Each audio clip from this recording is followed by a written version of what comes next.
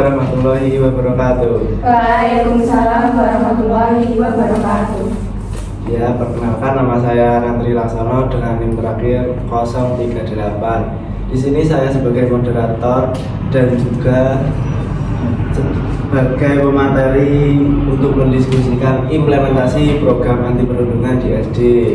Nah, jadi latar belakang kasus ini, apa itu perundungan? Nah, aksi perundungan merupakan salah satu masalah sosial yang sering terjadi di kalangan siswa di sekolah hingga saat ini ya. Jadi tindakan ini bisa berupa kekerasan fisik, verbal, sosial, atau bahkan dalam bentuk pengucilan atau penyebaran rumor.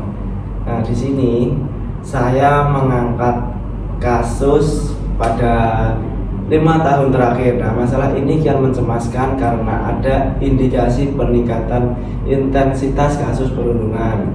Baru-baru ini di siswa SD Kabupaten Indramayu, Jawa Barat melakukan aksi perundungan yang terekam dalam sebuah video.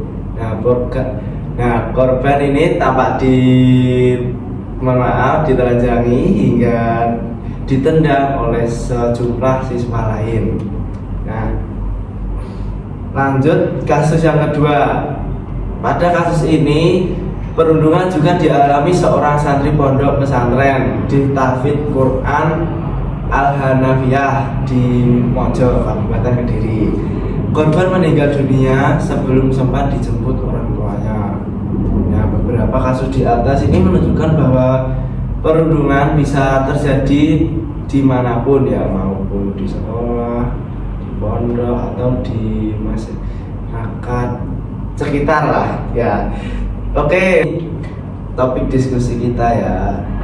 Ada pertanyaan nih, bagaimana implementasi program anti perundungan yang ada di kalangan sekolah dasar? Kalau menurut saya implementasinya itu melalui pendidikan karakter ya, karena mengintegrasikan pendidikan karakter dalam kurikulum untuk mengajarkan nilai-nilai empati, saling menghormati, dan toleransi. Hal ini itu penting untuk membentuk perilaku positif di kalangan siswa. Kalau menurut saya itu dengan diadakan sosialisasi dan kampanye anti perundungan. Jadi sekolah itu mengadakan sosialisasi dan atau kampanye ini untuk bertujuan untuk mengedukasi siswa betapa buruknya perundungan itu dan sikap untuk saling menghargai. Jadi contohnya seperti seminar atau poster dan lain sebagainya. Kalau menurut saya, dengan pembuatan kebijakan dan aturan. Jadi sekolah itu harus memiliki kebijakan yang jelas terkait perundungan, termasuk sanksi yang tegas bagi pelaku perundungan dan perlindungan bagi korban. Hal ini harus disosialisasikan kepada semua siswa dan orang tua, seperti itu. Nah, selain yang dijelaskan oleh Mbak Nadia, Mbak Miftah, dan juga Mbak Alifa, menurut saya yaitu dengan adanya penyuluhan kepada guru dan staf sekolah. Dengan penyuluhan kepada guru dan staf sekolah, sangat penting untuk mengenali tanda-tanda perundungan dan memberikan respon yang cepat. Guru harus mampu menciptakan lingkungan yang aman dan inklusif kepada murid-muridnya. Ya. Jadi jawaban teman-teman itu benar ya, seperti pendidikan karakter, sosialisasi dan kampanye anti perundungan, dan pembuatan kebijakan dan aturan, kemudian penyuluhan kepada guru. Dan ada lagi nih, sistem pendamping untuk korban dan pelaku. Jadi sekolah bisa menyediakan layanan konseling untuk mendampingi korban dan pelaku perundungan dengan tujuan memulihkan kondisi emosional mereka dan mengubah perilaku negatif. Kemudian nih, pertanyaan yang kedua, bagaimana sikap pendidik jika ada siswa yang terlibat dalam aksi perundungan?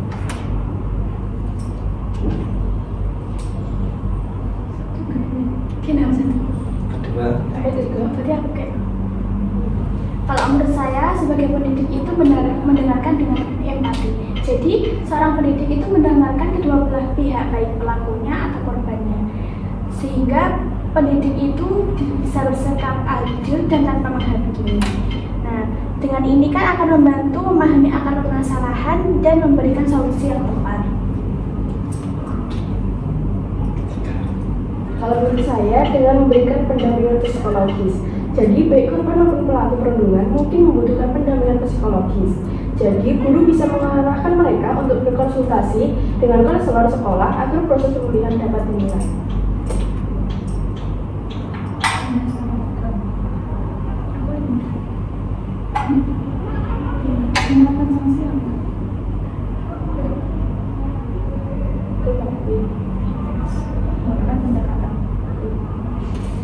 Kalau menurut saya itu menggunakan pendekatan yang restoratif.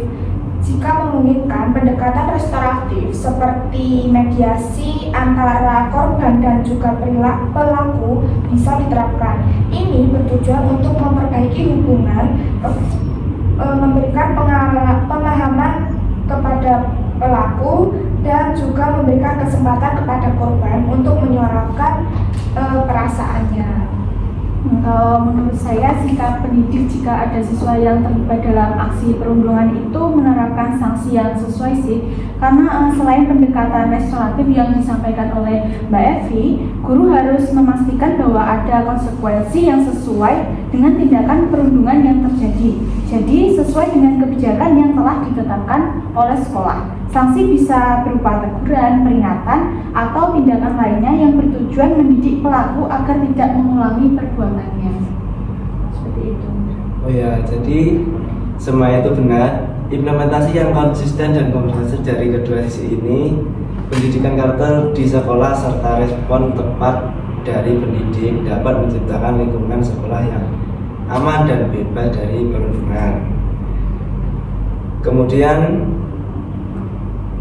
apa sih faktor penyebab perundungan? Ya, jadi perundungan di tempat sekolah dasar ini dapat disebabkan berbagai faktor yang saling terkait. Nah, salah satu penyebab utama yaitu perbedaan fisik atau karakteristik individu seperti ukuran tubuh, penampilan, atau kemampuan akademis yang dapat menjadi bahan ejekan.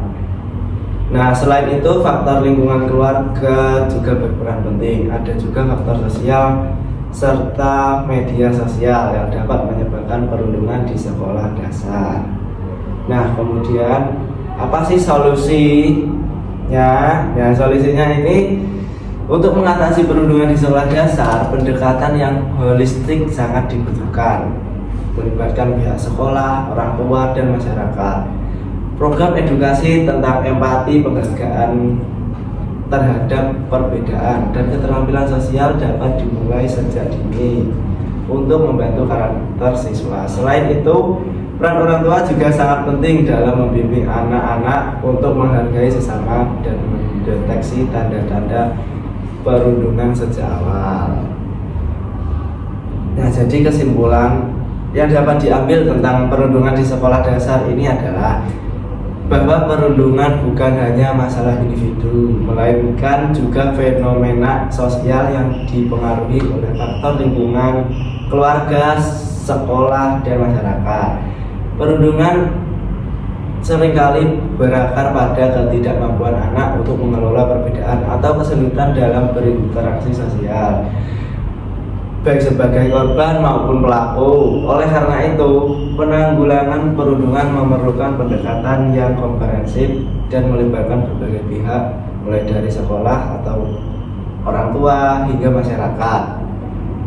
Nah, itu saja teman-teman topik pembahasan kita pada pagi hari ini. Sekian dari saya, bila ada salah mohon dimaafkan. Wassalamualaikum warahmatullahi wabarakatuh. Waalaikumsalam warahmatullahi wabarakatuh.